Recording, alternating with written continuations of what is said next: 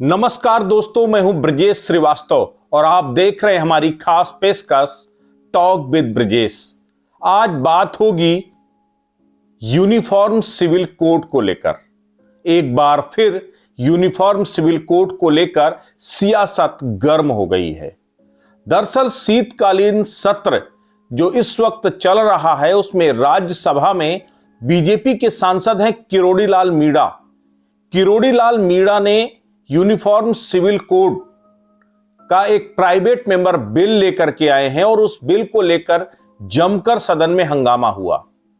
लगातार अलग अलग पार्टी के जो सांसद हैं, विधायक माफ कीजिएगा, जो अलग अलग पार्टी के जो सांसद हैं, उन्होंने इसका पुरजोर तरीके से विरोध किया। सीधे तौर पर कहा है कि यूनिफॉर्म सिविल कोड देश को बांटने वाला है, देश की जो धार्मिक विविधता है उसको तोड़ने वाला है, देश में आग लगाने वाला है।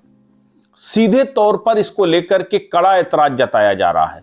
लेकिन सबसे बड़ी बात यह है कि यूं तो किसी भी सांसद का अधिकार है, उसका अपना संवैधानिक अधिकार है कि वो अपना कोई भी निजी बिल पेश कर सकता है।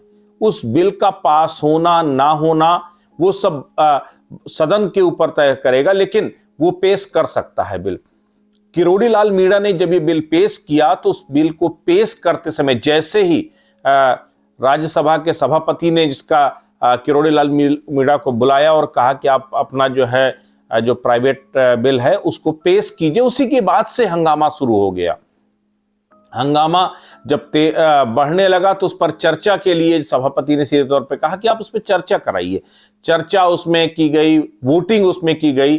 वोटिंग जो private member bill uniform civil code को लेकर के इसके पक्ष में 63 पड़े, बल्कि अपोजिट में 23 पड़े। तो सीधे तौर पर यह तय हो गया कि बिल पेश किया जाएगा। लेकिन अब मुद्दा यह नहीं है कि यूनिफॉर्म सिविल कोड को पेश किया गया है, यह बहुत गंभीर बात है, लेकिन इसकी टाइमिंग सबसे ज्यादा अहम है। जिस तरह से इस बिल को पेश किया गया उसकी टाइमिंग को लेकर के सबसे बड़ी बात यह है। देखिए, यूनिफॉर्म सिविल कोड, उत्तराखंड ने इसके लिए बाकायदा एक कमेटी बना दिया। उत्तर प्रदेश सरकार ने कहा कि हम यूनिफॉर्म सिविल कोड लाएंगे। गुजरात में यूनिफॉर्म सिविल कोड की बात होती रही। यानी जितने भाजपा शासित राज्य हैं उन राज्यों ने अपने अपने राज्यों में धीमे धीमे यूनिफॉर्म सिविल कोड को लाने की पहल दोहरा रहे हैं। तो एक तरफ जहां राज्यों के जरिए यूनिफॉर्म सिविल कोड जो है लाने की तैयारी हो रही है, वहीं पर एक थर्मामीटर की तरह इस प्राइवेट मेंबर बिल को रखा गया है कि किरोड़ी लाल मीणा ने जो ये प्राइवेट मेंबर बिल पेश किया है, इस बिल को पेश करने के साथ सरकार दरअसल ये समझना चाहती है कि इसकी तासीर क्या है, इसके रिएक्शंस क्या आ रहे हैं, इसमें पॉलिटिक्स किस लेवल तक जा सकती है, इसको समझने की कोशिश सरकार द्वारा की जा रही है। और शायद यही वजह है कि यूनिफॉर्म सिविल कोड को प्राइवेट मेंबर बिल के जरिए लाया गया। सरकार अगर चाहती तो सरकार खुद ये बिल ला सकती थी, लेकिन दरअसल सीधे तौर पर सरकार पर आरोप लगता। लेकिन सरकार एक माहौल बनाने की कोशिश कर रही है, वो फिर चाहे बीजेपी शासित राज्यों के जरिए माहौल बनाने की बात हो या फिर अब प्राइवेट मेंबर बिल के जरिए यूनिफॉर्म सिविल कोड को ला करके। देखिए, भारतीय जनता पार्टी का ये अपने आप में मैनिफेस्टो आज का नहीं, सालों से यूनिफॉर्म सिविल कोड, धारा 370, ये अपने आप में बीजेपी के वैचारिक और राजनीतिक मुद्दे रहे हैं।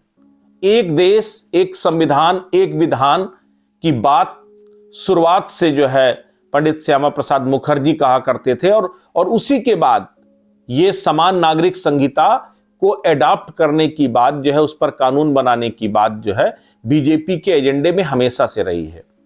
लेकिन दरअसल बीजेपी उस सही समय का इंतजार कर रही है। दो बड़े एजेंडे में, बल्कि 3 एजेंडे थे।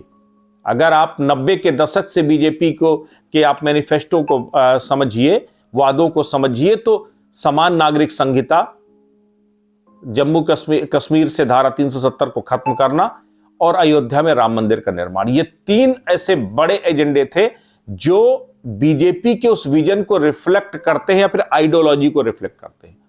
उसमें से राम मंदिर का निर्माण हो रहा है अयोध्या में, 370 कश्मीर में खत्म कर दी गई है, और अब एकमात्र जो सबसे बड़ा मुद्दा है वो कहीं ना कहीं है यूनिफॉर्म सिविल कोड। सबसे बड़ी बात यह है कि गुजरात में हिस्टोरिक विक्ट्री के बाद महज दूसरे दिन ही जिस तरीके से ये यूनिफॉर्म सिविल कोड को लाया गया है, तो अभी जो है कुछ राज्यों के चुनाव खत्म हुए हैं, चुनाव नतीजे आए हैं। हिमाचल में बीजेपी को झटका लगा है, गुजरात में बीजेपी की सरकार बनी, और सरकार ही नहीं बनी बल्कि ऐतिहासिक बहुमत के साथ बीजेपी अब तक के सबसे बड़े बहुमत के साथ आई।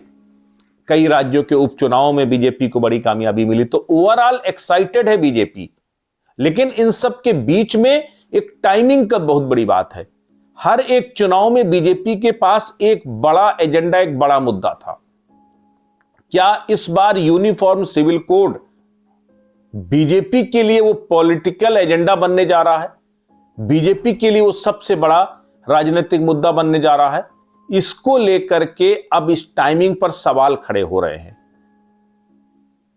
मनोज झा ने इसको लेकर के जो है प्रतिक्रिया भी दी। उन्होंने सीधे तौर पर कहा कि सरकार दरअसल उस नब्ज को भांपने की कोशिश कर रही है। इस प्राइवेट मेंबर बिल के जरिए वो भांपने चाहती है कि सियासत किस कदर तक जा सकती है, कहां तक जा सकती है। लेकिन दरअसल ये देश को बांटने की साजिश है, ये देश को जो है आग में झोंकने की तैयारी हो रही है।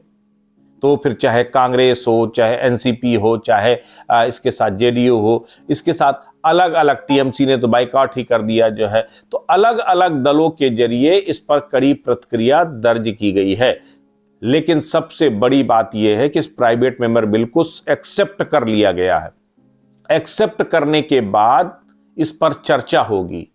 अब इस पर चर्चा होगी, और अगर यह बिल प्राइवेट मेंबर बिल के जरिए ही सही, अगर ये चला जाता है, अगर ये पास हो जाता है, तो इसको लोकसभा से पास कराना होगा। और लोकसभा में भी अगर बन जाता है तो इसको सरकार अपने बिल के तौर पर एक्सेप्ट कर लेगी। यानी कि कहीं ना कहीं बैकडोर से यूनिफॉर्म सिविल कोड को लाने की क्या सरकार ने तैयारी कर ली है? क्या सरकार अब अपने कोर एजेंडे की तरफ बढ़ने लगी है?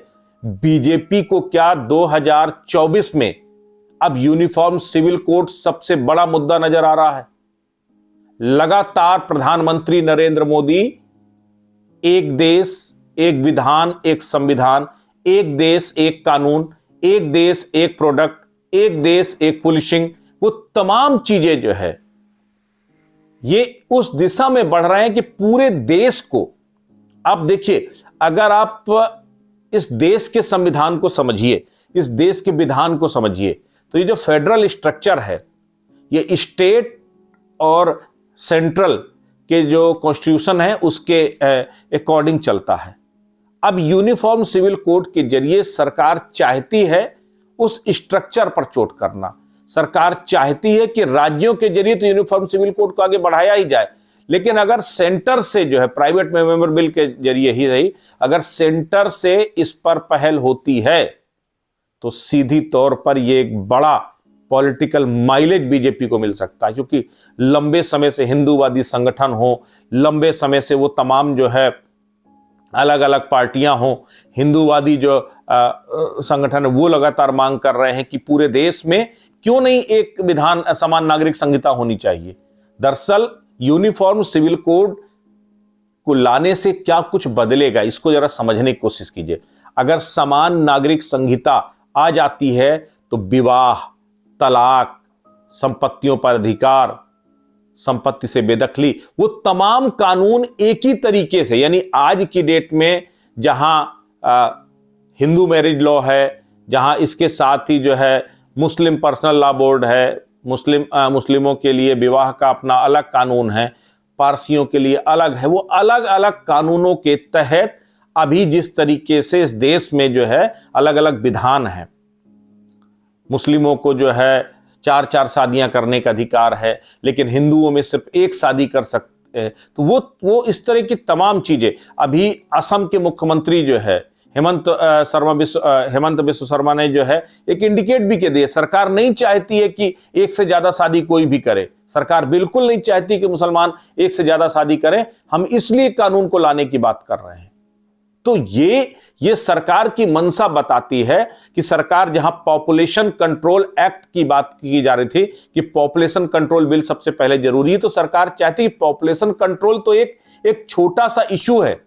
अगर यूनिफॉर्म सिविल कोड ले आते हैं, समान नागरिक संहिता लागू हो जाती है, तो फिर पॉपुलेशन कंट्रोल बिल को लाने की बहुत ज्यादा जरूरत नहीं पड़ेगी, या फिर वो बहुत छोटी सी चीज हो जाएगी। सीधे तौर पर सरकार का टारगेट है कि अगर जो मैरिज डिस्प्यूट हैं, आज भी तलाक से लेकर के शादी निकाह तक, उन तमाम उसमें शरीयत के कानूनों को लागू किया जाता है। लेकिन एक कानून के जानकारों का मानना है कि देश संविधान और कानून से चलता है। अब धार्मिक मान्यताओं, धार्मिक जो बाध्यताएं हैं, उसके थ्रू नहीं चल सकता। इसलिए अगर इस देश को प्रगति करना है तो इस देश में यूनिफॉर्म सिविल कोड लानी होगी, समान नागरिक संहिता लानी होगी।